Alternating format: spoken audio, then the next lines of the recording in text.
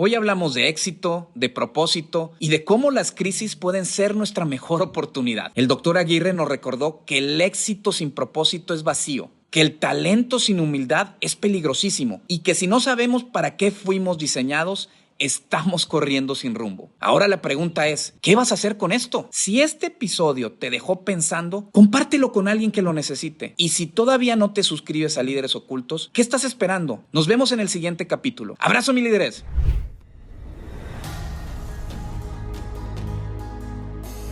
Buenas tardes y bienvenidos a nuestro podcast Líderes Ocultos. Como saben, siempre estamos buscando gente que ha hecho alguna diferencia, pero que no necesariamente le gusta o ha estado o está en los reflectores de todo lo que vemos en el día a día. Y el día de hoy tengo el honor de platicar con el doctor David Aguirre, que es mi mentor. Siempre trato de comer 3-4 veces al año y siempre salgo muy nutrido desde el punto de vista espiritual, personal, familiar. Es una persona que me ha ayudado mucho a encontrar este equilibrio entre la parte, voy a llamarle personal, profesional y espiritual, ¿no? Y te agradezco que nos hayas regalado Gracias. Este tiempo, mi David, Gracias y bienvenido. por la invitación. Y bueno, vamos a empezar, y como siempre empezamos, pues tú eres doctor de profesión, siempre estás con el tema de la gente, ayudando y hasta salvando a la gente del tema en la parte física. Y después de tantos años en este medio, también tienes maestrías y tienes empresas y has hecho tantas cosas que me gustaría que le comentaras a nuestra audiencia qué significa para ti éxito en la vida. Éxito es una, a veces hasta efímera estación, ¿verdad? Personalmente para mí éxito es servir en aquello para lo que fui llamado. ¿Y para qué fuiste llamado, amigo? Yo creo que yo fui llamado para hacer lo que hago. Soy médico de profesión, me apasiona la ciencia y se me da amar a mis pacientes, a las personas en necesidad. Tengo una capacidad de identificar dónde está la necesidad. Y yo creo que eso, mucho más allá de un entrenamiento que lo tenemos, es un don. Poder identificar dónde la gente necesita una ayuda. Y yo nací con eso. Por eso vivo agradecido con Dios, tengo mi fe en Dios, de poder servir, de poder, considero un privilegio poder participar de un tránsito de dolor, de incertidumbre, que es lo que ocasiona la enfermedad, de déficits, y poder acompañar la salida hacia un estado mejor de las personas. Eso es apasionante para mí, y para mí éxito es hacer aquello para lo cual yo fui también creado, vamos a decirlo así, o entrenado, o diseñado. ¿verdad? Así es. Ahora, para llegar a esta definición de éxito y alcanzarlo, yo le llamo que es nuestra tierra prometida, porque al final eso es lo que nos mueve todos los días. Pero para llegar a esa tierra prometida siempre pasamos primero por ciertos desiertos, y más aún, tuvimos que despertar ciertas cosas en nosotros o dejar de ser esclavo a ciertas mentalidades que no nos permitían movernos o nos restringían para movernos. En tu caso, David, ¿cuáles fueron los temas mentales o esas esclavitudes mentales que a veces tenemos que tuviste que romper, y cómo le hiciste para romperlas? Esa es una buena pregunta y pues digo, lo hemos platicado a lo largo de la vida, Jesús. Yo creo que concretamente la mentalidad que le llamamos en el argot la mentalidad de esclavo es una mente que no tiene capacidad de serse responsable personalmente de sus aciertos y de sus errores. Y en esa construcción, yo creo que la madurez de la persona en equilibrio, en balance de vida, se alcanza cuando asumes la responsabilidad de tus decisiones y aprendes a lidiar con los fracasos de manera que tú los conviertas en una oportunidad de crecer, de reconsiderar las decisiones y la metodología de las decisiones, pero también hacerte responsable de los éxitos. porque te pierde tenerlos y te pierde no tenerlos. Es diferentes pérdidas, pero son pérdidas. Entonces, para mí, lo que yo tuve que evolucionar para poder encontrar el propósito con el que yo pienso que fui diseñado y lograr los pasos, porque es, si me permites ejemplificarlo, la vida es como picos de montañas, ¿no? Es una montaña que va a encaminarte a una montaña un poco más alta, pero en medio hay un valle. Y ese valle son luchas, son sufrimientos, son alegrías, son toda la gama de lo que nosotros llamamos la vida humana. Pero ese valle, si eres inteligente, si eres humilde, si eres sencillo, y te estoy mencionando las cosas que yo tuve que cambiar, tuve que arrebatarme del orgullo personal, porque tengo capacidades muy importantes, muy innatas, que te pueden subir a la cabeza y te pierdes, ¿verdad? O sea, lo que era una herramienta por diseño de Dios que te concede, termina matándote. Si lo tratas de ejercer solamente con el pride, ¿verdad? Con el orgullo. Entonces, todo ese valle, las luchas y los pasos que tienes que dar son entrenamiento para que tú puedas ser responsable de un nuevo nivel de vida. Y así te vas. La vida es en ascenso, dice el libro de Proverbios, que es como la luz de la aurora, va en aumento hasta que el día está en el cenit, hasta donde estás en donde quieres estar para completar a plenitud aquello para lo que fuiste diseñado. Tú nos hablabas de romper el orgullo. ¿Qué otras tomas nos ibas a decir las siguientes de mentalidad? Sí, es una el orgullo. La segunda es convertir los fracasos en éxitos, en aprendizajes que te llevan al éxito. La tercera cosa que tuve que modificar fue la manera o la metodología de la toma de decisiones. ¿En qué descansas la toma de decisiones? Y debe ser cuantitativa y cualitativa. Y ahí es donde yo creo que se rompió la mentalidad de dejar atrás, la mentalidad de no querer avanzar por miedos, por preocupaciones, por ansiedades de la vida humana. Y la cuarta cosa que yo podría decirte es un enfoque, una cosa. ¿En qué me siento pleno de vivir y hacer? Y en eso enfocarme. Y cuando tú tienes una visión, que eso es lo que yo le llamo el enfoque, tú sabes a dónde quieres llegar, sabes lo que quieres hacer, todas las decisiones se simplifican, porque todo lo que no me lleve ahí es un no. Ahora, siguiendo esa línea de pensamiento del enfoque, ese enfoque para mí es la tierra prometida, dónde queremos llevar, y lo que nos da una brújula de que no nos... siempre nos vamos desviando, pero el tema es, pero voy para allá, y vuelves a agarrar camino. Para ti, David, ¿cuál es tu tierra prometida siendo una persona que está enfocada a salvar vidas? ¿Cómo es tu tierra prometida? Mi tierra prometida es una persona. Okay. A lo mejor te va a causar un poco de extrañeza, pero para mí la tierra prometida es Cristo. O sea, mi tierra prometida es Él, y aprender a conocerlo como Dios, como el modelo que se me dio para seguir en todas sus características de carácter, en todas sus características de naturaleza. ¿Sí? El corazón de Jesús en la historia que tenemos registrada de Él es un corazón que ama, que es compasivo, que provee para la gente que tiene necesidad de alguna forma.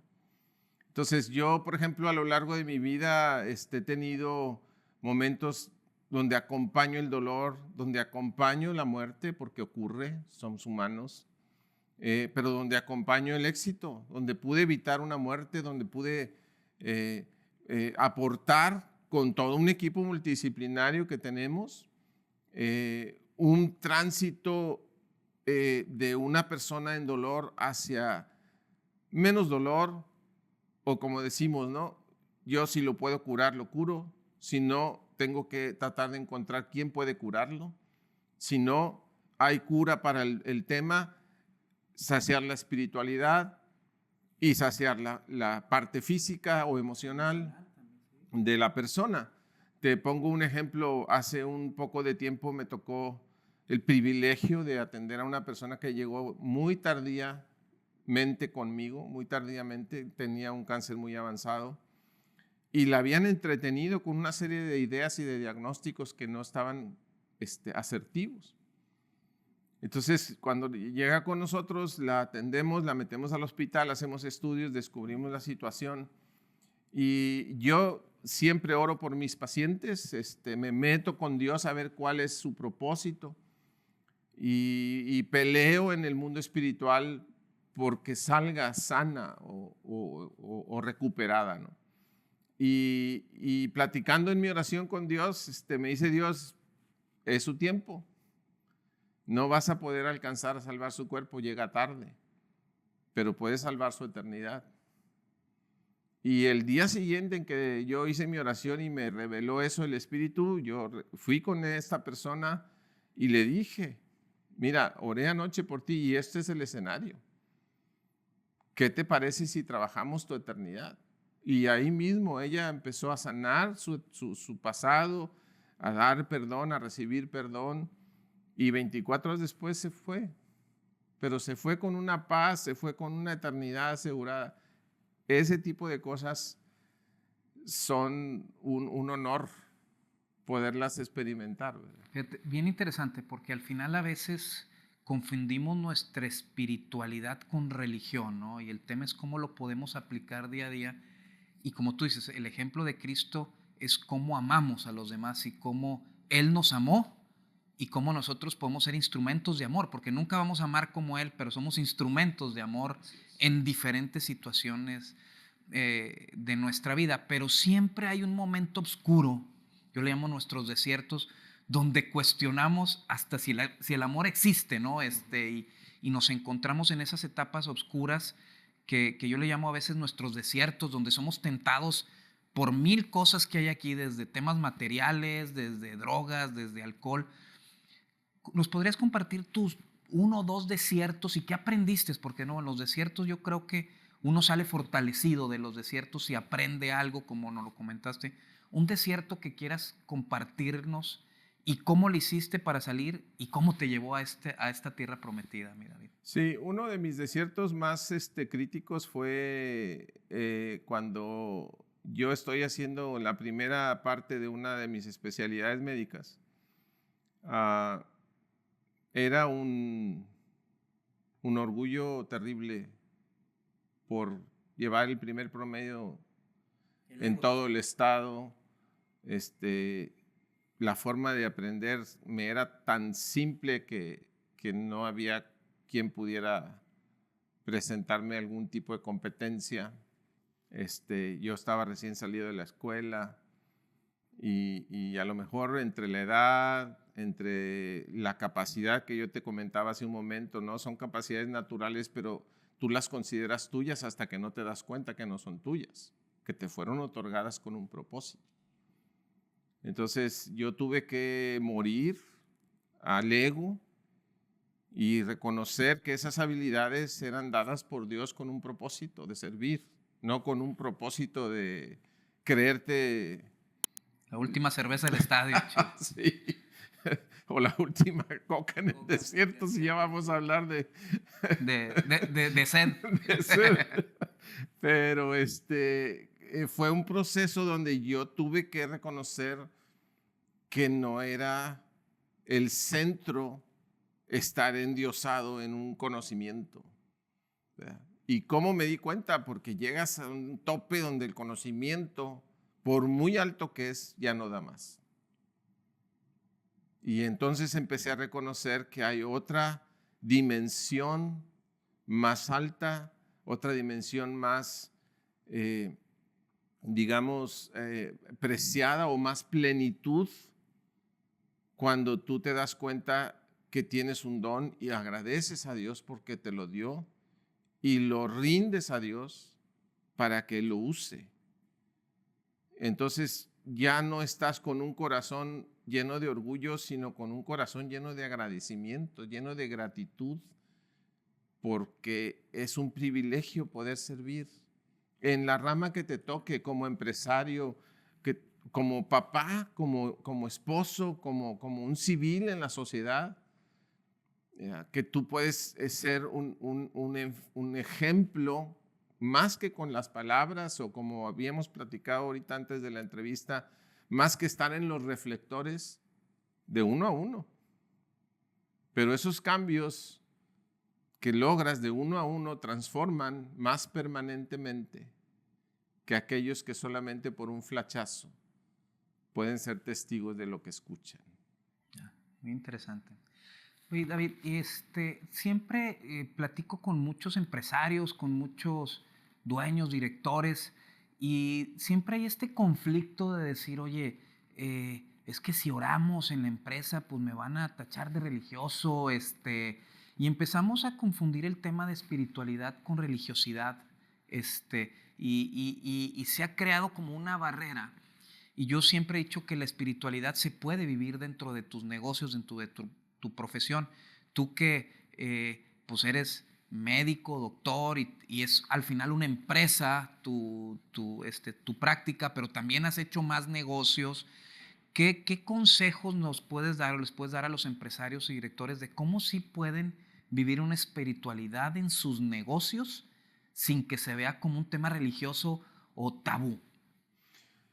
Yo creo que ahí hay un terreno de definir conceptos.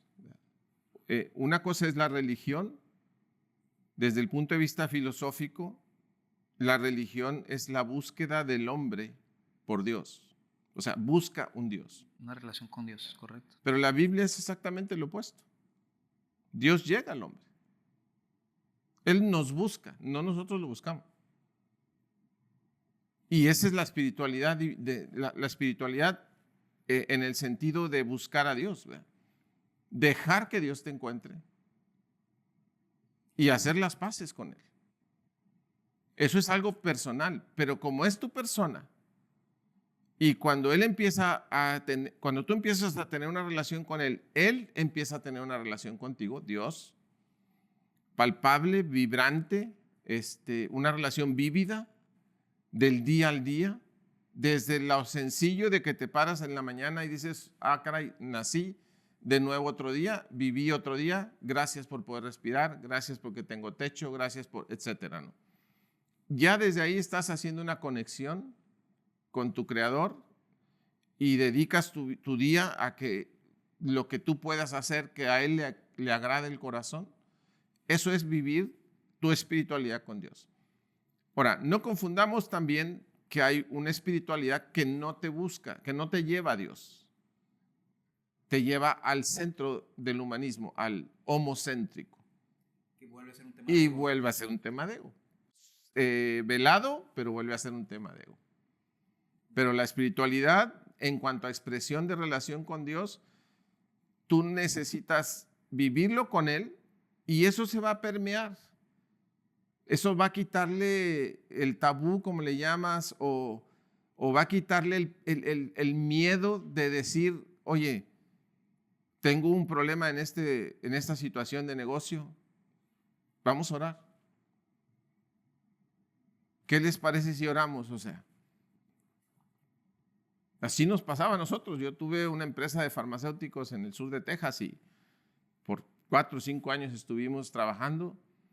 La fundamos, la dejamos funcionando y cuando teníamos una situación de decisiones difícil, pues vamos a orar. Y todo el mundo se extrañaba, pues, ¿cómo mezclas esto con? Pues es que yo lo que hago es orar también, no nada más tomar decisiones, no nada más estudiar, ¿verdad? Una simple oración. Señor, ayúdanos en esto, punto. Pero ya estás conectando la divinidad con la naturalidad. Muy bien. La última pregunta que te tengo, mi David, es, este podcast, como te digo, se llama Líderes Ocultos. ¿Por qué crees que te escogí a ti como un líder oculto, mi David? No tengo la menor idea. Quizás porque trabajamos en principio juntos con líderes con valor, no sé.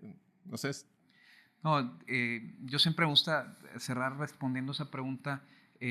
Muchos que tal vez nos estén viendo no conocen tu trasfondo, pero aparte de ser médico, fuiste pastor, pastoreaste iglesias de miles de personas, y en algún momento de tu vida Dios te dice, no vas a estar en los reflectores, que fue lo que hemos platicado en los últimos años. Así es. Y te vas atrás a tocar vidas, una a uno a veces, otra por Facebook, otra con tus libros, pero estás tocando vidas y, como tú dices, salvando vidas desde el punto de vista físico y espiritual, pero desde tras bambalinas. No tienes que ser el que está saliendo en la tele o saliendo en las redes sociales, sino estás haciendo un cambio y enfocado en ahora sí, poner al servicio de los demás tu don o tu diseño que te dio Dios. Entonces no necesitas los reflectores que tal vez tuviste en algún momento, pero que ahorita Dios te ha dicho, estate atrás. Y tal vez más adelante